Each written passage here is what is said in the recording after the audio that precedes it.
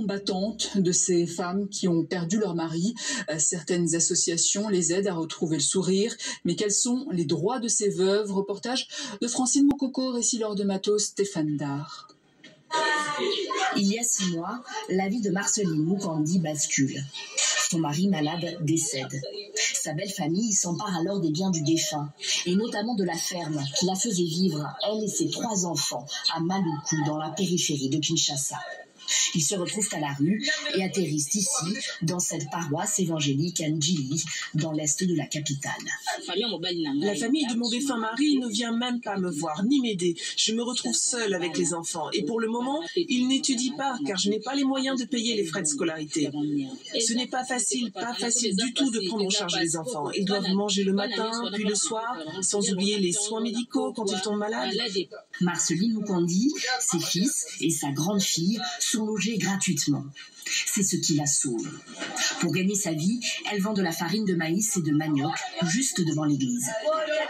Je peux gagner jusqu'à 25 000 francs par jour, environ 12 $. Je vais m'approvisionner au grand marché 1 fois par semaine, 2 fois, avec l'aide de Dieu.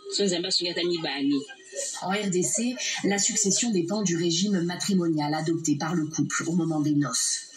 Marceline Mukandi et son époux ont opté pour un mariage coutumier devant leur seule famille, sans jamais passer devant un officier d'état civil. Ce type d'union ne lie pas les 2 parties juridiquement et ne garantit donc aucune protection à aucun des 2 époux. Dans les faits, ce sont les femmes qui en pâtissent. Les veuves dans la difficulté sont nombreuses. L'ONG Action Plus est l'une des rares à venir en aide à ces femmes.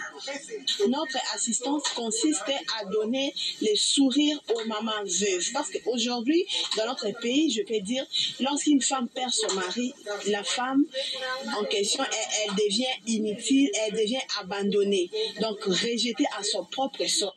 Ce jour-là, Marceline Mukandi, tenue à pois et cheveux tirés en arrière, reçoit avec quelques autres veuves dans le besoin une petite aide financière, entre 10 et 50 $ selon les cas, de quoi améliorer le quotidien.